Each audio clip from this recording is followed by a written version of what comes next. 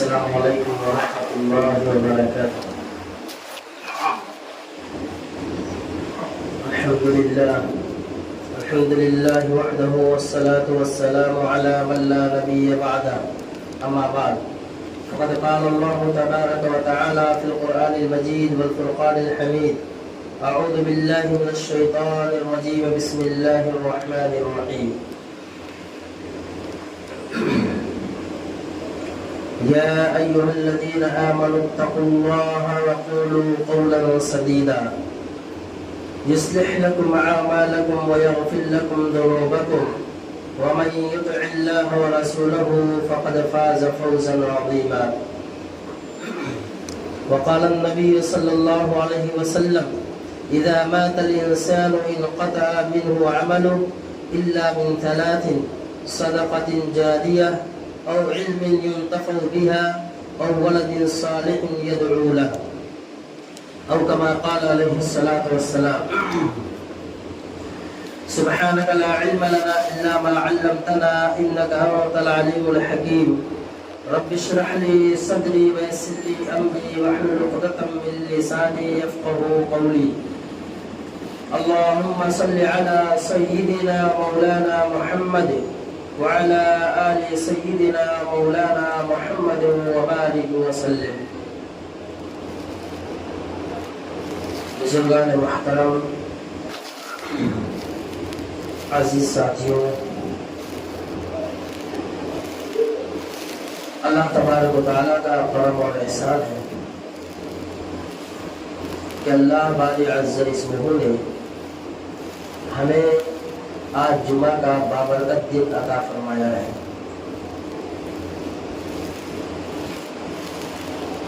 جمعہ کا دن جب آتا ہے تو رسول اللہ صلی اللہ علیہ وسلم نے ارشاد فرمایا کہ جمعہ کا دن مسلمانوں کے لیے ہفتے کی عید کا دن ہوا کرتا ہے۔ اسی لیے فرمایا، قرآن کریم میں اللہ تبارک و تعالیٰ کا ارشاد ہے کہ جب تم اپنے آپ کو اللہ کی عبادت کے لیے تیار کرو، جب اللہ کے گھر میں جانے لگو تو زینت اختیار کرو۔ کہیں تذکرہ نہیں ہے کہ جب تم کسی فنکشن میں جاؤ، جب کسی شادی بیاہ میں جاؤ، کسی تقریبات میں جاؤ تو تم زینت اختیار کر کے جاؤ، لیکن جب اللہ کے گھر میں آنے کا ارادہ کرے تو اللہ خود فرماتے ہیں کہ تم زینت اختیار کرو، یعنی تمہارے پاس جو کپڑا موجود ہے اس میں سب سے بہتر جو کپڑا ہے وہ اللہ تبارک تعالیٰ کی عبادت کے لیے مخصوص کرو، کہ جب تم جمعہ کے دن اور جمعہ کی نماز کے لیے آؤ تو اچھی طرح غسل کرو، اچھے کپڑے پہنو، تیل لگاؤ، اسی طرح خوشبو کا استعمال کرو۔ اور فرمایا رسول اللہ صلی اللہ علیہ وسلم نے کہ جب جمعہ کا دن آتا ہے تو اللہ تبارک تعالیٰ نے جمعہ کے دن میں گھڑی ایسی رکھی ہے جس میں بندے کی دعا قبول ضرور ہوتی ہے۔ علماء اکرام نے اور محدثین اکرام نے اس کی تشریحات ایک لمبی چوڑی کی ہے۔ بعض علماء نے کہا، بعض محدثین نے کہا کہ وہ فجر کے بعد کا وقت ہے، بعض نے کہا کہ پورے دن میں کوئی گھڑی ہے، بعض نے کہا کہ عصر سے لے کے مغرب تک کا وقت ہے۔ اسی لیے عصر کے بعد ایک درود شریف پڑھنے کی بڑی فضیلت ہے۔ عام طور پہ مسجدوں میں ٹوگرے وغیرہ پہ وہ درود شریف لکھا ہوا رہتا ہے، یہاں تو نہیں ہے۔ اللہم صلی علی محمد النبی الامی وعلی آلہ وسلم تسلیما۔ جو شخص جمعہ کے دن عصر کی نماز کے بعد وہیں بیٹھے بیٹھے بغیر کسی سے بات چیت کیے ہوئے 80 مرتبہ اس درود شریف کا ورد رکھے گا، اللہ تبارک و تعالیٰ اس کی زندگی کے 80 سال کے گناہ معاف فرمائے۔ 80 سال کی عمر شاید ہی کسی کی ہوگی، تو 80 سال کے گناہوں کی معافی کا وعدہ جمعہ کے دن عصر کی نماز کے بعد اللہم صلی علی محمد النبی الامی وعلی آلہ وسلم تسلیما پڑھنے کا ثواب ہے۔ اسی طرح جب جمعہ کا دن آتا ہے تو اللہ تبارک تعالیٰ کی طرف سے مخصوص فرشتے مسجدوں کے دروازوں پہ رجسٹر لے کر کھڑے ہو جاتے ہیں اور ہر آنے والے کی حاضری لیتے ہیں. جو سب سے پہلے آتا ہے اس کا سب سے اوپر نام ہوتا ہے. اسی طرح اس کے بعد پھر اس کے بعد پھر اس کے بعد سارے لوگ جس طریقے اسکول کالج اور مدرسوں میں بچوں کی حاضری رجسٹر ہوتا ہے، ایسے ہی جمعہ کے دن اللہ تبارک تعالیٰ کی طرف سے 2 مخصوص فرشتے مسجد کے گیٹ پہ کھڑے ہو جاتے ہیں اور ہر آنے والے کا نام لکھتے ہیں ان کے والد کے ساتھ. پھر جب امام جمعہ خطبے کے لیے کھڑا ہوتا ہے تو وہ اپنا رجسٹر بند کر لیتے ہیں. اللہ کی طرف سے ہوتا ہے کہ تم اپنے رجسٹر کو بند کر لو اور امام جمعہ کے خطبہ کو غور سے سنو. اب اس کے بعد جو آتے ہیں ان کی اس رجسٹر میں حاضری نہیں ہوتی ہے. ہاں آئے ہیں جمعہ کی نماز پڑھے ہیں، اس کا ایک فریضہ ادا ہو گیا، لیکن اللہ کے کھاتے میں اللہ کے رجسٹر میں اس کی حاضری نہیں ہوگی. اس لیے فرمایا جمعہ کے دن جلدی مسجد میں آنے کی فکر کرو. اسی لیے فرمایا جب تم جمعہ کی اذان سنو، یا ایھا الذین آمنوا اذا نودی للصلاۃ من یوم الجمعہ، ایمان والو جب جمعہ کا دن آئے، جمعہ کے مرادی جب اذان اللہ اکبر کی صدائیں لگائے تو چھوڑو سب کام کو اور دوڑو اللہ کے گھر کی طرف. ففروا الی اللہ، اللہ کے گھر کی طرف دوڑ پڑو، جلدی سے جاؤ اللہ کے گھر میں، اللہ تبارک تعالیٰ کی طرف متوجہ ہو جاؤ. اور جو جتنا جلدی حاضری دیتا ہے اس کا دل اللہ تبارک تعالیٰ کی طرف اتنا ہی زیادہ متوجہ ہوتا ہے. اللہ تبارک تعالیٰ کی رحمتیں اس کی طرف اتنا ہی زیادہ متوجہ ہوتی ہے. آج جمعہ کا دن ہے. جمعہ کے دن اللہ تبارک تعالیٰ اعمال کے بھاؤ کو بڑھا دیا کرتے ہیں. عام دنوں میں عمل کرنے کا ثواب جتنا ہوتا ہے اس سے کہیں زیادہ جمعہ کے دن اللہ تبارک تعالیٰ بندے کے نام اعمال میں ہر عمل کی نیکیاں بڑھا دیتے ہیں. لیکن بڑا افسوس ہے کہ عام دن تو عام دن ہے ہی ہے، جمعہ کے دن بھی مسلمان کے دل کے اندر جمعہ کے دن کی بھی اہمیت ختم ہو چکی ہے. آج جو میں نے حدیث پاک تلاوت کی ہے پڑھی ہے، اس کا تعلق اصل میں حالات حاضرہ سے ہے کہ آج جو حکومتی لیول پہ وقف ترمیمی بل جو لاگو کیا گیا ہے اس کے تعلق سے کچھ باتیں کرنی. اللہ تبارک و تعالیٰ نے مسلمانوں ایک ہے حقوق اللہ اور ایک ہے حقوق العباد. حقوق اللہ نماز، روزہ، حج، زکوٰۃ، اور حقوق العباد میں سے بندوں کے حق ہے. ایک ہے جانی عبادت اور ایک ہے مالی عبادت. جانی عبادت روزہ رکھنا، نماز پڑھنا، قرآن کی تلاوت وغیرہ. مالی عبادت صاحب مال ہے تو مال کی زکوٰۃ ادا کرنا، صدقہ خیرات ہے. اور حج اللہ تبارک تعالیٰ نے دونوں چیزوں پہ منحصر رکھا ہے. تو ہاں مال بھی لگتا ہے اور جان بھی کھپائی جاتی ہے. لہٰذا جن لوگوں کو اللہ تبارک تعالیٰ نے حاضری کی سعادت بخشی ہوگی انہوں نے دیکھا ہوگا کہ عمرہ کرنے کے لیے، طواف کرنے کے لیے، سعی کرنے کے لیے اور صفا مروہ اور مینا اور جمرات پہ کنکر مارنے کے لیے کتنی مشقت اور کتنا مجاہدہ کرنا پڑتا ہے. تو حج جو ہے وہ جانی عبادت بھی ہے اور مالی عبادت. اسی طرح مال کی ایک عبادت ایک تو یہ ہے کہ ضرورت مند کو کچھ رقم دے دیا، صدقہ خیرات کر دیا، وہ وہیں تک محدود ہے. اس کو دیا، وہ اپنے استعمال میں لے لیا، اس کو پورا تصرف حاصل ہے، پورا حق حاصل ہے. جس کو زکوٰۃ دیا، جتنی زکوٰۃ دیا، اب اس کو حق حاصل ہے، اس کا مالک بن گیا. چند دنوں میں وہ چیز ختم ہو گیا، کھایا پیا اور پہنا ختم ہو گیا. اسی طرح صدقہ خیرات کرتا ہے چلتے پھرتے اور چند وقتوں میں ختم ہو جاتا ہے. لیکن مالی ایک عبادت ایسی ہے جس کا نفع قیامت تک برقرار رہتا ہے۔ حدیث پاک جو میں نے پڑھی ہے، کچھ ایسی چیزیں ہیں جن کا نفع قیامت تک برقرار رہتا ہے کہ رسول اللہ صلی اللہ علیہ وسلم نے فرمایا اذا مات الانسان، جب انسان مر جاتا ہے، انقطع منه عمل، تو اس سے اس کا عمل جو ہے منقطع ہو جاتا ہے۔ اب وہ مرنے کے بعد نہ صدقہ خیرات کر سکتا ہے، نہ نماز پڑھ سکتا ہے، نہ ذکر و تلاوت کر سکتا ہے، نہ کسی کی خدمت کر سکتا ہے، کسی کے کام نہیں آئے گا۔ الا من ثلاث، مگر 3 چیزیں باقی رہتی ہیں، 3 چیزیں باقی رہتی ہیں۔ صدقۃ جاریہ، صدقہ جاریہ، کوئی چیز اللہ تبارک تعالیٰ کی راہ میں وقف کرتی ہے، اسی کو وقف کہا جاتا ہے۔ مثلا کوئی زمین خریدا اور مسجد کے لیے وقف کر دیا، مدرسے کے لیے وقف کر دیا، عیدگاہ قبرستان کے لیے وقف کر دیا۔ لیکن ایک بات یاد رکھیں کہ جو وقف کی ہوئی چیز ہوتی ہے اس پہ صرف اور صرف مسلمانوں کا تصرف ہوتا ہے، اس پہ غیروں کا تصرف کا کوئی حق نہیں ہوتا ہے۔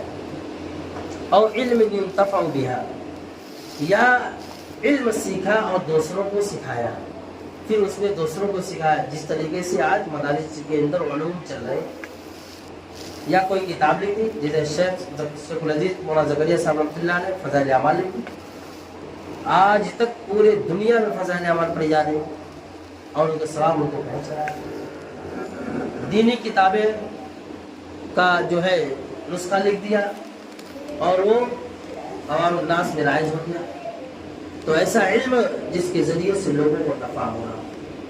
اور ولد صالح یدعو له، یا کوئی نیک اولاد چھوڑا جو اس کے حق میں دعائے خیر کر رہی۔ یہ 3 چیزیں نبی علیہ الصلوۃ والسلام نے اس حدیث پاک کے اندر بیان فرمائی ہیں۔ تینوں کی تھوڑی سی تشریح آپ حضرات کے سامنے پیش کر دیتے ہیں۔ سب سے پہلے تو علم کے بارے میں اسی نے فرمایا کہ تم علم سیکھنے والے بنو، اللہ کے نبی صلی اللہ علیہ وسلم نے فرمایا تم علم سیکھنے والے بنو، پر سب سے پہلے تم سکھانے والے بنو، اور نہیں ہو سکتا ہے تو کم سے کم سیکھنے والے تو بن جاؤ۔ علوم دین کو سیکھو، علوم اسلام کو سیکھو، علوم قرآن، علوم حدیث کو سیکھو، اور اگر نہیں سیکھ سکتے ہو تو سیکھنے اور سکھانے والوں سے محبت کرنے والے ہو۔ کسی حافظ قرآن، کسی عالم دین سے نفرت مت کرو، ان کو حقارت کی نگاہ سے مت دیکھو، ان کو حقارت کی نگاہ سے مت دیکھو۔ بڑی عجیب بات، اور یہ اللہ بزرگان دین علماء اعظام نے لکھی کتابوں میں کہ اگر تم راستہ چل رہے ہو،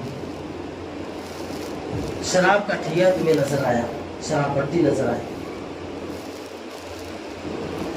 اور چل اتفاق ایسا کوئی بھی شراب کا عادی ہے جو چل رہا ہے راستہ، اور وہ بیٹھ کر جب شراب کھانے میں گیا تو اس میں بھی شراب کی باٹل اپنے ہاتھ میں لیا، اور بازو میں دیکھا کہ کوئی عالم ہے جو شراب پی رہا ہے، اس کے بھی ہاتھ میں شراب کی باٹل۔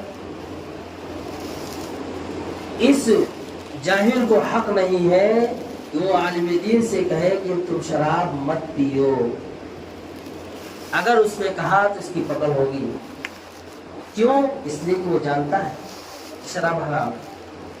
لیکن اگر اس نے تم سے کہہ دیا کہ دیکھو شراب مت پیو، حرام ہے، وہ پی رہا ہے، وہ جو عالم دین ہے وہ پی رہا ہے، ایسا تو کبھی ہوا نہیں اور قیامت تک ہوگا بھی نہیں، لیکن ایک مثال دی علماء نے، علماء کی عظمت کو بتلایا، ان کے مقام مرتبے کو بتلایا۔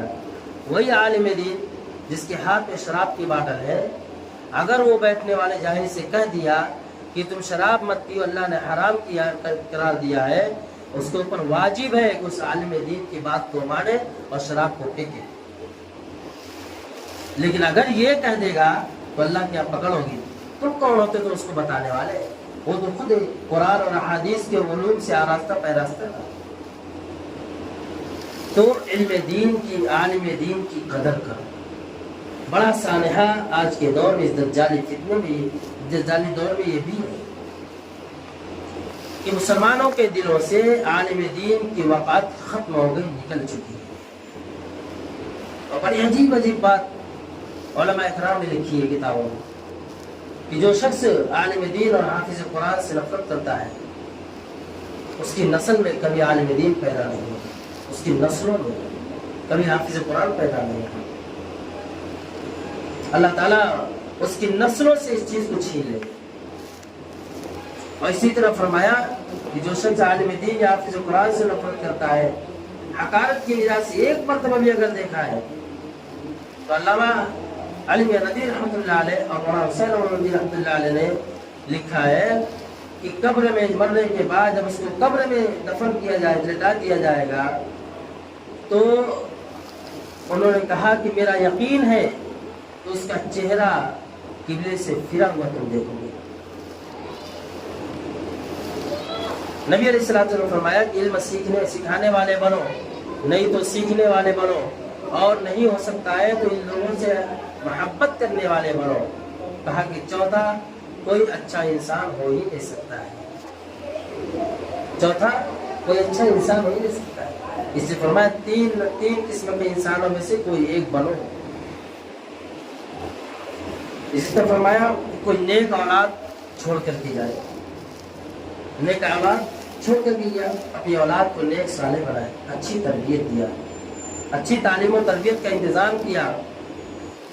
اب والدین کے مرنے کے بعد وہ دعائیں خیر میں لگے، ہر وقت اپنے والدین کی دعائیں کریں۔ ٹھیک ہے، عالم دین نہیں بنایا، حافظ قرآن نہیں بنایا، لیکن کم سے کم تعلیم اور تربیت کا انتظام تو کیا، اس کی تربیت تو اچھی کی، اس بچے کو اپنے مقام مرتبے کو تو بتلایا کہ والدین کا کیا مقام مرتبہ ہے۔ آج ہر والدین کی شکایت ہے، میرا بچہ نادان ہے، میری باتوں کو سنتا ہی نہیں، الٹے مجھے گالیاں دیتا ہے، ماں کی باتوں کو ٹھکراتا ہے۔ ارے بھائی، ہم نے کب اس کو بتلایا کہ ماں کا مرتبہ کیا ہے، باپ کا مرتبہ کیا ہے؟ یہ تو والدین کی ذمہ داری تھی نا کہ اپنی اولاد کو اتنی تربیت دے، یہ سکھلائے، اپنی اولاد کو یہ تربیت سکھلائے، تربیت دے، بتلائے اسے کہ ماں کا کیا مرتبہ ہے، باپ کا کیا مرتبہ ہے۔ ادھر تو باپ خوش ہوتا ہے، اب میرا بچہ یہ کچھ بھی بولو نا کیا گالی دیتا ہے، مجھے کیا گالی دیتا ہے، چپل سے مار دیتا ہے، کچھ بولو تو جوتے اٹھا کے مارا، خوش ہو رہا ہے، فخر کر رہا ہے۔ ارے بھائی، اس کو بتلاؤ، وہ اپنی زبان سے گالی بکتا ہے، اسے اللہ سے ڈراؤ کہ بیٹا گالی نہیں دی آتی، اللہ ناراض ہوتا ہے، بیٹا ماں کو برا بھلا نہیں کہے تو اللہ ناراض ہوتا ہے، ماں کو ایسا نہیں بولتے، ابا کو ایسا نہیں بولتے، وہ تمہارے ابا ہے۔ بڑی تفصیل علماء نے لکھی ہے، مختصر سا وقت ہے۔ تیسری چیز وہ صدقہ جاریہ، اصل میں بتلانا صدقہ جاریہ ہے۔ آج جو وقف ترمیمی بل حکومت وقت نے جو ہمارے اس ملک کے اندر ایک گھناؤنا رویہ اختیار کیا ہے، یہ ہمیں بالکل برداشت نہیں ہے۔ وقف یہ اللہ کی ملکیت ہے، اگر کسی نے زمین وقف کر دیا تو وقف کرنے والے کا بھی اب کوئی حق نہیں بنتا اس زمین پہ اپنی حکومت چلانے کا، اپنا قبضہ کرنے کا، وہ اللہ کی حدود۔ اور یہ آج کوئی نئی چیز نہیں ہے، نبی علیہ السلام کے زمانے میں اس سے بھی پہلے، سب سے پہلے قرآن کریم نے سورہ مریم کے اندر، بلکہ سورہ آل عمران کے اندر اللہ تبارک تعالیٰ کا فرمان ہے، جب حضرت مریم کی ماں نے منت مانی تھی کہ میرے پیٹ میں جو امانت ہے میں اس کو اللہ کے لیے وقف کرتی ہوں، تو اولاد لوگ وقف کیا کرتے تھے، لیکن جب پیدا ہوا تو لڑکی پیدا ہوئی مریم، وہ مسجد اقصیٰ کی خدمت کے لیے لے کر کے گئی، جو منت مانی، اور مسجد اقصیٰ کے جو خادم متولی تھے وہ حضرت مریم کے خالو حضرت زکریا علیہ السلام تھے، اور لے کر کے کہا کہ میں نے منت مانی تھی کہ لڑکا پیدا ہوگا تو میں مسجد اقصیٰ کے لیے اس کو مسجد بیت المقدس کے لیے وقف کر دوں گی، لیکن لڑکی پیدا ہو گئی۔ حضرت زکریا نے کہا کہ جب لڑکی پیدا ہو گئی تب بھی تمہاری منت دے دو، چنانچہ مسجد اقصیٰ میں خدمت انجام دینے لگی۔ بہرحال ایک لمبا چوڑا بات ہے۔ تو سب سے پہلا وقف جو اللہ کے گھر کے لیے وہ تو اس سے پہلے بھی ہوا، جتنے بھی مساجد بنی سب اللہ تعالیٰ کی ملکیت ہے۔ پھر اس کے بعد نبی علیہ السلام کا جب دور آیا، اللہ کے رسول صلی اللہ علیہ وسلم مکہ المکرمہ سے مدینہ منورہ جب ہجرت کر کے آئے تو مسجد قباء کے پاس ٹھہرے، جمعہ کا دن تھا۔ آپ نے جمعہ کی نماز پڑھائی مسجد قباء، لیکن جب مدینہ منورہ مدینہ کے شہر کے اندر جب داخل ہوئے تو مسلمان، حقیقی مسلمان وہ ہے کہ جہاں کہیں بھی جانے کا ارادہ کرے، ہجرت کرنے کا ارادہ کرے، رہنے کا ارادہ کرے، سب سے پہلے وہ اپنی عبادت گاہ کو بنائے۔ لیکن آج مسلمان مسجدوں سے دور ہوتا جا رہا ہے، ایسی جگہ مکان لے رہا ہے جہاں مسجد وہی نہیں۔ آج مسجد کے مائک سے اذان کی آواز کی تکلیف مسلمانوں کو، اذان ہوتی ہے مسلمان چڑھتا ہے، اتنی تیز آواز، مسجد میں آئے مائک میں اذان ہو تو اس سے اس کو چیڑ ہوتی ہے کہ ہارٹ کا مریض ہے، کہیں اٹیک نہ آ جائے، باہر ڈی جے بجے، زمین ہل رہی ہے اللہ کی، کچھ نہیں کیوں نہیں ہو رہا ہے اس کو۔ اللہ کے گھر میں آواز تیز ہو جائے تو قرآن کی آواز کو برداشت نہیں ہوتی۔ مسلمان بکھر گیا، اپنے آپ کو اللہ کے گھر سے دور کر دیا۔ دوستو ایک بات یاد رکھو، جتنے بھی حالات آتے ہیں نا وہ مسلمانوں کے اعمال کا کرتوت کا نتیجہ ہوتا ہے، یہ بات یاد رکھو۔ اللہ کے رسول صلی اللہ علیہ وسلم مدینہ منورہ میں جب داخل ہوئے تو اللہ کے نبی صلی اللہ علیہ وسلم نے سوچا کہ مسلمانوں کو اکٹھا کیسے جمع کریں، کہاں جمع کریں گے، کہاں تعلیم دیں گے، کہاں نصیحت کریں گے۔ چنانچہ اللہ کے نبی صلی اللہ علیہ وسلم نے زمین ڈھونڈنا شروع کی۔ دو یتیم بچے تھے، سہل اور سہیل رضی اللہ تعالیٰ عنہما۔ انہوں نے کہا یا رسول اللہ صلی اللہ علیہ وسلم، ہمارے ماں باپ آپ پہ قربان ہو، یہ ہماری جہاں آج مسجد نبی ہے، یہ ہماری زمین ہے، لہٰذا میں آپ کو دیتا ہوں۔ اللہ کے نبی صلی اللہ علیہ وسلم نے کہا کہ نہیں، اس کو میں خریدوں گا، اس کو میں خریدوں گا۔ کہیں آگے چل کوئی نہ کہہ دے کہ نبی جب گئے مدینے میں دو یتیموں بچوں کی زمین چھین کے مسجد بنا دیا، جیسے آج کہا جا رہا ہے مسجدوں پہ قبضہ کیا ہے۔ کیا کہہ گئے کہ یہ ہماری زمین تھی، یہاں پہ یہ بنا ہوا تھا، یہاں پہ یہ بنا ہوا تھا۔ کھل کر کے اس لیے نہیں بول رہا ہوں کہ بازو پڑوس بھی رہتے ہیں، آپ لوگ خود سمجھ جاؤ، پیپر پڑھتے ہیں، نیوز آتا ہے۔ جیسے آج کہا جا رہا ہے کہ آج مسجد نہیں تھی، کچھ اور تھا، ایسے اللہ کے نبی صلی اللہ علیہ وسلم اگر دو یتیموں کی زمین لے کر مسجد بنائے تھے تو کل آنے والے، آج کے آنے والے لوگ کہہ سکتے تھے کہ نعوذ باللہ نبی نے دو یتیم بچوں کی زمین چھین کر مسجد بنا دی۔ اس لیے اللہ کے رسول صلی اللہ علیہ وسلم نے دو یتیم بچوں کی زمین کو خرید کر کے مسجد کے لیے وقف کر دیا۔ اس کے بعد جیسے توسیع ہوتی گئی، جو آتے گئے اور وہ زمین خریدتے گئے اور مسجد بناتے گئے۔ چنانچہ رسول اللہ صلی اللہ علیہ وسلم کی مسجد اس زمانے میں جتنا مدینہ شہر تھا، آج اتنی بڑی، اس سے کہیں بڑی مسجد ہے۔ اسی طرح دور آیا ابو بکر صدیق رضی اللہ تعالیٰ، انہوں نے زمینیں خرید کر وقف کی۔ عمر کا دور آیا، انہوں نے زمینیں خرید کر وقف کی، باغ خرید کر وقف کیا۔ عثمان غنی کا دور آیا تو انہوں نے بھی، ان کے دور میں تو ایک کنواں انہوں نے خریدا، بیر عثمان جس کا نام ہے۔ اللہ تعالیٰ موقع دے گا تو بیر عثمان کی زیارت کر لینا، اس کا پانی بڑا میٹھا ہے۔ مدینہ منورہ میں پانی کی بہت قلت تھی، ایک یہودی کا کنواں تھا، اور جب ہجرت کر کے صحابہ اکرام آئے تو وہ بڑا مہنگا پانی بیچتا تھا یہودی، بڑا مہنگا بیچتا تھا۔ حضرت عثمان غنی رضی اللہ تعالیٰ بزنس مین سے تاجر تھے، اللہ نے بے شمار دولت دیا تھا ان کو۔ انہوں نے کیا سوچا کہ کیوں نہ میں یہ کنواں خرید کر مسلمانوں کے لیے وقف کر دوں۔ چنانچہ اس یہودی سے بات چیت کی، یہ کام کرو، تم آدھا کنواں مجھے بیچ دو۔ چنانچہ اس نے آدھا کنواں بیچ دیا، اور تمہارے غنی رضی اللہ عنہ نے کہا کہ ایک دن تم پانی بیچنا، ایک دن میں بیچوں گا۔ چنانچہ جب یہودی کی باری آتی تو پانی پیسے سے بیچتا تھا، اور عثمان غنی کا جب باری آتی تھی تو یہ مفت میں کہا کہ جس کا جتنا جی چاہے بھر کے لے کے چلا جائے، یہ وقت پہ۔ اب اس یہودی نے سوچا کہ تو میرا نقصان ہو گیا ہے، میرے پاس تو کوئی آتا نہیں، کون بھلا مفت کا مال ملے اور پیسہ دے کر کے خرید پہ جائے۔ چنانچہ وہاں کہا کہ تم تو بڑے چالاک نکلے، میرا تو سب نقصان ہی نقصان ہو رہا ہے، لہٰذا ایک کام کرو، یہ آدھا بھی تم خرید لو۔ اس وقت 60,000 دینار میں حضرت عثمان غنی رضی اللہ تعالیٰ نے 60,000 دینار میں بیر روما اس کا نام ہے، خرید کر مسلمانوں کے لیے وقف کر دیا تھا۔ آج بھی وہ وقف ہے، کسی کو اس کا تصرف حاصل نہیں۔ ایسے ہی جو ہے زمین جائیداد ہمارے آباء و اجداد مسلمانوں کے آباء و اجداد وقف کرتے رہے. آج اس ملک کے اندر تقریباً 9.5 لاکھ جو ہے 9,80,000 ایکڑ زمین 9,80,000 ایکڑ زمین مسلمانوں کے اوقاف میں داخل ہے. مسلمانوں کے اوقاف میں داخل ہے. یہ اللہ کے ملک ہے. اور آج حکومت کی نظر گندی نظر اس کے اوپر ہے کہ طرح طرح کے منصوبے بنائے جا رہے ہیں. طرح طرح کے منصوبے بنائے جا رہے ہیں کہ کس طریقے سے ان کے اوقاف کی جائیداد کو چھین کر کے مسلمانوں کو کمزور کر کے اور اس ملک کے اندر سے جس طریقے سے بار بار کہا جاتا ہے کہ تم اپنا نقل مکانی کے لیے کہا جا رہا ہے, تم اپنے ملک چلے جاؤ, تم اپنے شہر چلے جاؤ. جب مسلمانوں کے اوقاف چھین لیے جائیں گے تو پھر ہمارا بچے گا کیا؟ پھر ہمارا بچے گا کیا؟ کتنی مساجد چھین لی گئی. اتراکھنڈ کے اندر کتنے مدرسے بند کر دیے گئے.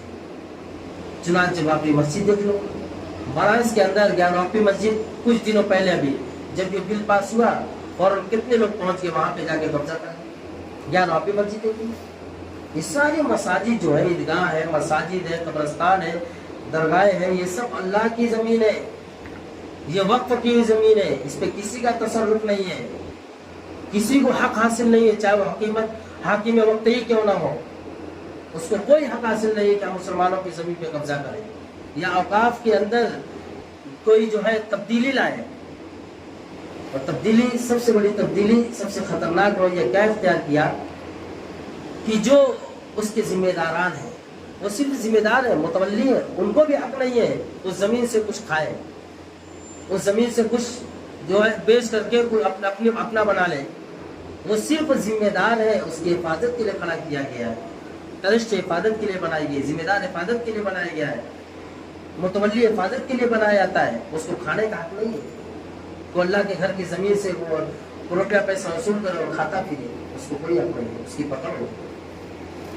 اب حکومت وقت کا رویہ اختیار کیا کہ ٹرسٹ کے اندر اگر 6 لوگ موجود ہیں تو 2 غیر مسلم بھی اس کے اندر ہوں گے, اور جو دونوں غیر مسلم ہوں گے وہ پاورفل ہوں گے اس زمین کے مالک.